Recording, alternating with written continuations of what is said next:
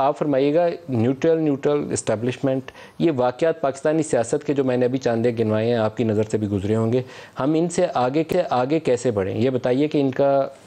मुतनाज़ा role हमें suit नहीं करता, फ़ौज का मुतनाज़ा रोल किसी सूरत में भी सूट नहीं करता, लेकिन चाहते ना चाहते हुए इस वक्त एक ऐसी सिचुएशन है जो फ़ौज के एटलीस्ट चीफ़ के हवाले से एक जमात पूरा टारगेट करके कैंपेन रन कर रही है और उनका दावा यह है कि वो इलेक्शन के अंदर उनका रोल उन्हें नज़र आ रहा है। आप क्या कहते हैं?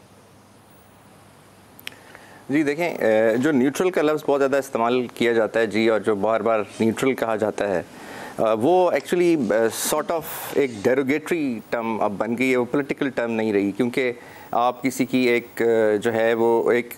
खुदा न खास्ता ऐसी डेफिशिएंसी जो पॉलिटिकल डेफिशिएंसी है, आप वो बताना चाह रहे हैं कि उस इंस्टीट्यूशन की जिसका कोई एक्चुअली जो है पॉलिटिकल रोल नहीं है और ना होना चाहिए। अच्छा, माजी में जो रहा है जी, सबको पता है, हमारी हिस्ट्री का हिस्सा है, जो मार्शल लॉज आए हैं, ठीक है, सब कहते हैं कि जी वो ठीक नहीं था। और अब जो सोसाइटी जिस स्टेज पे आ गई है, हमारी सिविल सोसाइटी है, हमारी लॉयर्स फ्रेटर्निटी है, और अब ये मुमकिन नहीं है कि उस तरह का जो डिस्पेंसेशन है, जो डिक्टोरियल डिस्पेंसेशन है, वो दोबारा हो।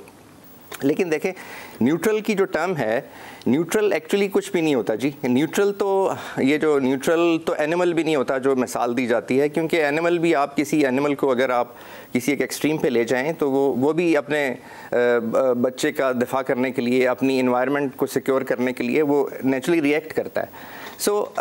ये न्यूट्रल का कहना, फिर न्यूट्रल जब सूट करे तो उस वक्त न्यूट्रल ठीक है, जब सूट, जैसे आपने अभी पूरी एक एक्सप्लेन किया जी इस सारी सूरत हाल के अंदर। देखें, आर्मी का एक रोल है जी, और जो हम कॉन्स्टिट्यूशन की बात करते हैं, क्योंकि मैं एज ए पॉलिटिकल साइंस के स्टूडेंट के तौर पे ये बात करूँगा कि जो पहले 6 आर्टिकल्स हैं, जो कॉन्स्टिट्यूशन के पहले 6 आर्टिकल हैं, जो बेसिक इंट्रोडक्टरी आर्टिकल्स हैं, और जो 7वां आर्टिकल है, अगर आप उसको साथ शामिल कर लीजिए, तो जो 5th आर्टिकल है वो ये कहता है कि जी आप जो है everybody should be loyal to the state, और everyone will follow the constitution and the law. और आर्टिकल है कॉन्स्टिट्यूशन का, वो स्टेट को डिफ़ाइन करता है। तो अगर आप देखें, अगर आप आप इंटरनेशनल रिलेशन की थ्योरी, पॉलिटिकल साइंस की थ्योरी को देखें, तो जो बैरी बुज़ान है, उसने भी कहा कि इंसान की पहली ज़रूरत सिक्योरिटी है, और स्टेट की भी पहली ज़रूरत सिक्योरिटी होती है। मुझे याद है जी, मैंने बहुत अरसा पहले एक कॉन्स्टिट्यूशन लॉ के एक्सपर्ट थे जी चौधरी साहब, उनकी एक बुक पढ़ी, और उसमें से मुझे एक पैराग्राफ अभी भी याद है जिसमें लिखा हुआ था कि जो इंडिविजुअल राइट्स हैं वो भी स्टेट